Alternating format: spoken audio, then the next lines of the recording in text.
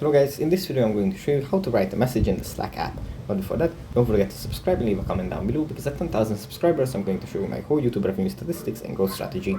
So without further ado, let's just jump right into it. First you have to open up the Slack app.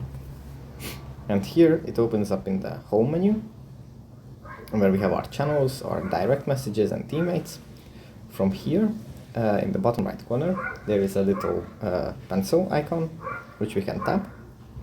And here we can start writing a new message, first by setting who we want to send it.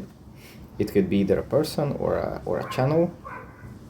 Let's say we select this one, and then we can just type here whatever we want to send.